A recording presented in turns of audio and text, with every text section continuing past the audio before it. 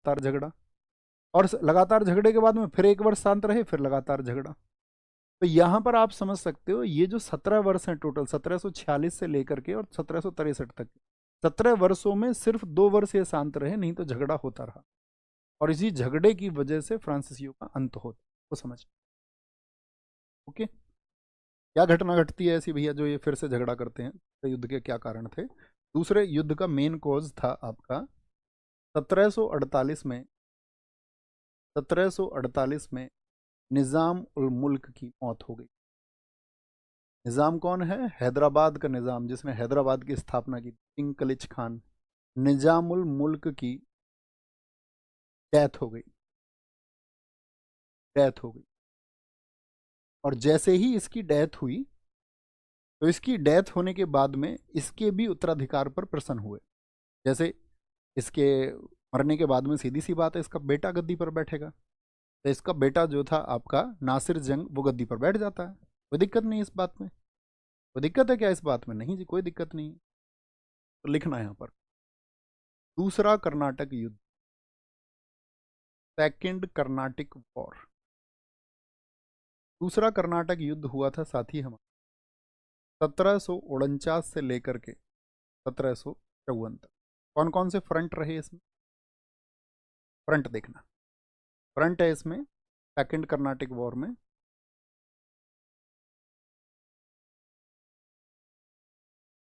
Second Carnatic war में 2 front थे। एक तो मैंने बताया कौन था? निज़ाम। तो यहाँ पर याद रख लेना हैदराबाद, हैदराबाद की हम बात कर रहे हैं। तो हैदराबाद का निज़ाम कौन बन गया निज़ामुल मुल्क की बात मौत के बाद में? निज़ाम, निज़ाम, निज़ामुल मुल्क का बेटा, निज़ाम उल मुल्क का बेटा नासिर जंग का बेटा नासिर जंग बना, नासिर जंग। ठीक है, successor after Nizam was his son Nasir Jung. अब स्थिति सोचो थोड़ा सा, अपने हिसाब से डिसीजन लो। तो जब नासिर जंग निजामुल मुल्क का बेटा गद्दी पे बैठ रहा है, तो अनवरुद्दीन को भी इसका साथ देना चाहिए। इसको साथ किसका मिल गया? अनवरुद्दीन का। तो सहयोग किसका मिल गया? अनवरुद्दीन का। मिलना चाहिए या नहीं भाई? उसके बाप के एहसान है उसके ऊपर, और अनवरुद्दीन ने सहयोग किया उसको कि हाँ भाई तुम गद्दी पे बैठोगे, कोई दिक्कत नहीं। कोई समस्या आ रही थी क्या गद्दी पे बैठने पे? हाँ, क्योंकि एक और व्यक्ति खड़ा होगा जो बोलेगा नहीं, हैदराबाद का निजाम तो हम होंगे। और दूसरा क्या बोलेंगे यहाँ पर? इसका बेटा हो गया, और इसका जो पोता है, हैदराबाद के निजाम का जो पोता है, उसका नाम था मुजफ्फर जंग। ये नासिर जंग के भाई का लड़का था मुजफ्फर जंग। इन दोनों के बीच में हो गया उत्तराधिकार को लेकर के युद्ध, उत्तराधिकार का युद्ध। किस किस के बीच में उत्तराधिकार का युद्ध हुआ है आपका? एक तो निजामुल मुल्क का बेटा नासिर जंग है, और उसका पोता मुजफ्फर जंग है। अब जरा सोच के विचार करिए, अनवरुद्दीन किसके खिलाफ था? अनवरुद्दीन किसके खिलाफ था? अनवरुद्दीन को किसने हरा दिया था? अनवरुद्दीन का जो बेटा गया था आपका युद्ध लड़ने, उसको किसने हरा दिया था? तो आप कहेंगे फ्रांसीसियों ने, फ्रेंच लोगों के। तो फ्रेंच लोगों के खिलाफ अगर अनवरुद्दीन है, तो यही मौका मिला ईस्ट इंडिया कंपनी को। उन्होंने कहा भैया पासा पलट लो, और इसी टाइम पर अनवरुद्दीन खिलाफ है, तो इनको एक सहयोग और मिला नासिर जंग के साथ में, ईस्ट इंडिया कंपनी का। EIC लिख रहा हूं मैं, ईस्ट इंडिया कंपनी। अब जब ईस्ट इंडिया कंपनी अनवरुद्दीन के पक्ष में हो जाती है, तो फ्रांसीसियों के पास कौन सा विकल्प बचा हुआ है? अनवरुद्दीन के साथ तो जा नहीं सकते, और अनवरुद्दीन के साथ भी नहीं जा सकते, और हैदराबाद के निजाम और इन दोनों की एक बात थी, तो इस पक्ष में भी नहीं जा सकते। तो ये इसको जो सहयोग मिला, इसको मिला किसका? आपका फ्रांसीसियों का सहयोग। बस लड़ाई बढ़ गई, फ्रांसीसियों का सहयोग मिला। हो गए ना, 2 पक्ष ऐसे ही तो बनेंगे। क्लियर है, कभी भूलने की स्थिति नहीं है इसमें। अब यहां पर चाल चलते हैं फ्रांसीसी। फ्रांसीसियों ने कहा कि यार ये अनवरुद्दीन कुछ ज्यादा दादा नहीं बन रहा है, अनवरुद्दीन कहाँ का नवाब है? कर्नाटक का। अनवरुद्दीन का कर्नाटक का नवाब होना किस वजह से है? हैदराबाद के निजामों की वजह से। लेकिन भाई साहब एक घटना पर जरा विचार करिए, ये क्या वास्तविक मालिक है इस गद्दी का? क्या अनवरुद्दीन इस गद्दी का वास्तविक मालिक है कर्नाटक के नवाब होने का? आप कहेंगे नहीं। वास्तविक मालिक तो थे कौन कौन? आपका दोस्त अली, उसका जो बेटा था सफदर अली वो भी मारा गया, साथ में जो सईद है वो भी मारा गया। इसका दामाद तो बचा हुआ है ना, चंदा साहिब। और चंदा साहिब कहां पर है इस समय? मराठों की कैद में। तो फ्रांसीसियों ने एक चाल चली। फ्रांसीसियों ने कहा निजाम के पोते से, मुजफ्फर जंग से, भैया अगर तुम्हें सच में गद्दी चाहिए तो गद्दी तो तुम्हें ऐसे नहीं मिल पाएगी। गद्दी तो तुम्हें मिल सकती है, ये जो अनवरुद्दीन यहां पर टांग अड़ा रहा है, इस अनवरुद्दीन के लिए उस चंदा साहिब को वापस लेके आओ और इसके कर्नाटक की गद्दी पे प्रश्न चिन्ह लगाओ। बोले भाई तू किस हक से कर्नाटक का नवाब बना हुआ है? अगर चंदा साहिब वापस आ गया, अगर चंदा साहिब ने वापस आकर के अपनी गद्दी पर लिए अधिकार मांग लिया, तो ये खुद कहां पर फंस जाएगा अनवरुद्दीन? वहां पर। यहां पर टांग नहीं अड़ाएगा फिर। अब चंदा साहिब तो मराठों की कैद में, तो मराठे क्यों हेल्प करेंगे इसकी? तो मराठे इसीलिए हेल्प करेंगे ना क्योंकि मराठों को कर्नाटक से बाहर किसने निकाला युद्ध करके? निजाम ने। और ये किसको? निजाम के लड़के को सपोर्ट कर रहा है अनवरुद्दीन। तो मराठे तो खिलाफ हो जाएंगे या नहीं? तो इसकी बात समझ में आई। इसने कहा ठीक है मैं जाता हूँ मराठों के पास में। और उस समय मराठे भी ये चाहते थे कि भाई कर्नाटक में एक कलेश हो, क्योंकि हमारी सेनाएं कर्नाटक से बाहर आ गई। तो इन्होंने मुजफ्फर जंग की जो रिक्वेस्ट थी उसको मान लिया और चंदा साहिब को कैद से छोड़ दिया। अब चंदा साहिब आकर के क्या बोलेगा? तो एक फ्रंट और बन गया। दूसरा फ्रंट क्या बन गया? दूसरा फ्रंट बन गया यहाँ पर, एक तो हैदराबाद के उत्तराधिकार पर प्रश्न है और एक कर्नाटक। इसलिए मैंने कहा दूसरा जो कर्नाटक युद्ध था उसमें दो डिमांड थी कि एक तो हैदराबाद का निजाम कौन होगा, और कर्नाटक में क्या स्थिति हो गई?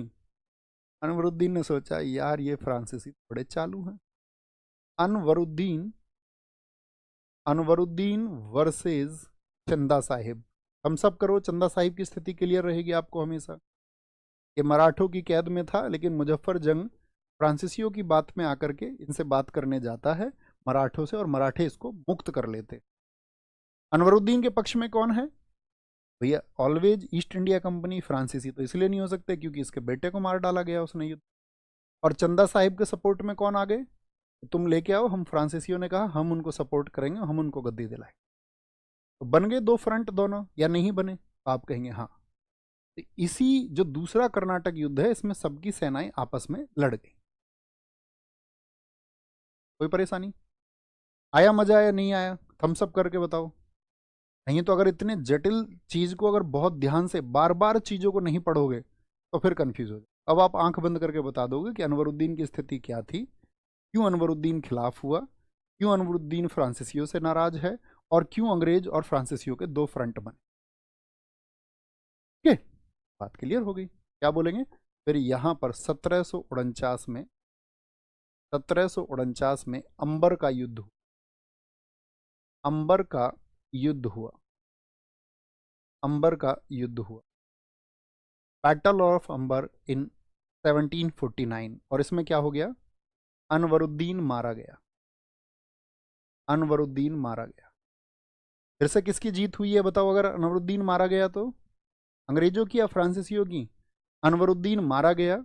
और और और अनवरुद्दीन का एक बेटा था, उनका इसके बेटे को मारो। लेकिन वो तो भाग गया। अनवरुद्दीन का बेटा मोहम्मद अली, अनवरुद्दीन का बेटा मोहम्मद अली तिरुचिरापल्ली, जो पास में एक फोर्ट था मद्रास के पास में, तिरुचिरापल्ली भाग गया। Anwaruddin was killed and his son Mohammed Ali run away. वो भाग गया, रन अवे टू तिरुचिरापल्ली, या त्रिची बोले या कुछ भी बोले आप, तिरुचिरापल्ली बोले। तो स्थिति में क्या हुआ? फ्रांसीसियों की जीत हो गई। कोई दिक्कत तो नहीं है इस बात में। और जब फ्रांसीसियों की जीत हो गई तो अब मैं एक छोटी सी चीज और बताना चाहूंगा आपको फिर वापस लेकर के आऊँ, फिर पिक्चर और ज़्यादा क्लियर होगी। मैंने आपको बताया हैदराबाद, हैदराबाद में किस किस के बीच में संघर्ष है बताइए। हैदराबाद में तो आप कहेंगे हैदराबाद में भैया एक तो निज़ाम का बेटा है नासिर जंग, और नासिर जंग को कौन सपोर्ट कर रहे हैं, फ्रेंच या इंग्लिश? आसान सी बात है भैया, इसके साथ है ब्रिटिश, ब्रिटिश। दूसरा यहाँ पर जो फ्रंट है वो कौन सा है, तो यहाँ पर है मुजफ्फर जंग। मुजफ्फर जंग के साथ में कौन है, तो मुजफ्फर जंग के साथ में है आपका फ्रांसीसी। कोई इशू तो नहीं इस बात में, बात है ये तो, हाँ जी भैया क्लियर हो गया ना। तो ये नासिर जंग भी आपका, जब ये संघर्ष चल रहा था, नासिर जंग 1750 में मारा गया। तो यहाँ पर भी किसकी जीत हुई है बताओ? आप कहेंगे भैया फ्रांसीसी तो हर जगह आगे हो रहे हैं ये, ठीक है। और साथ में क्या हो गया, कुछ समय बाद में आपका याद रख लेना, जो मुजफ्फर जंग है, मुजफ्फर जंग भी मारा गया। लेकिन फ्रांसीसियों ने क्या किया है, अपना एक नया व्यक्ति को ढूंढ के लेके आए ये इसकी जगह नवाब बनाने के लिए। और नवाब बनाने के लिए उस समय पर एक आपका स्थानीय गवर्नर हुआ करता था फ्रांसीसियों का, बुस्सी। बुस्सी याद रख लेना, उसने डुप्ले के बाद में फ्रांसीसी कंपनी को चलाया है। तो बुस्सी ने आकर के क्या किया कि जब मुजफ्फर जंग मारा गया, जब मुजफ्फर जंग मारा गया तो मुजफ्फर जंग इसकी जगह फ्रांसीसियों ने, भविष्य में नाम की जरूरत पड़ेगी मुझे आपसे, इसकी जगह फ्रांसीसियों ने सलाबत जंग को, क्या नाम है, सलाबत जंग, इन्हीं का आपका वंशज था, सलाबत जंग को हैदराबाद का निजाम बनाया। हैदराबाद का निजाम बनाया। बात क्लियर है भाई साहब? कोई दिक्कत, कोई परेशानी छोटी सी बात में? तो हैदराबाद की स्थिति में भी आप देखोगे कि कौन विजयी हुए, फ्रांसीसी। और दूसरी चीज मैंने यहां पर बताई, कर्नाटक की स्थिति में भी कौन विजयी हुए आपका, क्योंकि अनवरुद्दीन मारा गया तो आप कहेंगे भैया यहां पर भी फ्रांसीसी कामयाब हुए। कोई दिक्कत तो नहीं इस बात में। और इसका बेटा जो है मोहम्मद अली, वो कहाँ भाग गया, तिरुचिरापल्ली। तो अंग्रेजों के पास कौन सा पक्ष बचा हुआ है बताओ? कुछ बचा हुआ है क्या अंग्रेजों के पास में, हाँ या ना? हर फ्रंट पे तो भैया ये हार रहे हैं, लेकिन अंग्रेजों के पास में एक ऑप्शन बचा हुआ है, मोहम्मद अली। मोहम्मद अली जो किसका बेटा है, अनवरुद्दीन का। वो भाग के गया आपका तिरुचिरापल्ली। तो फ्रांसीसियों का तो ये मन था कि जाकर के अंतिम जो जड़ है उसको भी खत्म कर दो। तो अंग्रेजों ने घेरा कहां डाल लिया आपका, अंग्रेज सोच रहे हैं कि भाई जाकर के हमको कैसे भी मोहम्मद अली को बचाना है। तो अंग्रेज भी उसको बचाने के प्रयास में और फ्रांसीसी उसको खत्म करने के प्रयास में। तो फ्रांसीसी सेना गई तिरुचिरापल्ली किले पर। इस समय पर एक आदमी की एंट्री हुई जो ईस्ट इंडिया कंपनी में क्लर्क था। ईस्ट इंडिया कंपनी में क्लर्क था क्लाइव। आप सबने देखा होगा, बहुत बार एक कॉम्पिटेटिव एग्जाम में क्वेश्चन पूछा जाता है कि क्लाइव आपका कंपनी में किस हैसियत से आया था, तो वो एक क्लर्क था मात्र। लेकिन ऐसा थोड़ी अब की बुद्धि डीजीपी में ही ज़्यादा होगी, एक कांस्टेबल में ज़्यादा दिमाग नहीं हो सकता, ऐसा तो बिल्कुल ज़रूरी नहीं है। इसी एक स्थिति पर बेहतर निर्णय ले सकता है कोई भी। तो क्लाइव ने वो बेहतरीन निर्णय लिया यहाँ पर, जिसने क्लाइव को फ्यूचर में ब्रिटिश ईस्ट इंडिया कंपनी के एक क्लर्क के पद से एक गवर्नर तक पहुंचाया। दरअसल में इस समय पर क्या था आपका, जब ये स्थितियां चल रही थी, तो मोहम्मद अली कहां पर है बताओ मुझे, मोहम्मद अली कहां पर है? तो आप कहेंगे भैया मोहम्मद अली था इस समय पर तिरुचिरापल्ली, वो भाग गया था तिरुचिरापल्ली। तो तिरुचिरापल्ली भाग गया तो फ्रांसीसी इसको कैप्चर करना चाह रहे थे। तो यहां पर पहुंच गई क्या आपका, तिरुचिरापल्ली में फ्रांसीसी सेना। फ्रांसीसी सेना ने इसको क्या कर लिया, घेर लिया। अब ब्रिटिशियर्स सिर्फ इसको ही तो बचा सकते थे, तभी तो लड़ पाएंगे फ्रंट पर, नहीं तो सब फ्रांसीसियों का हो जाएगा।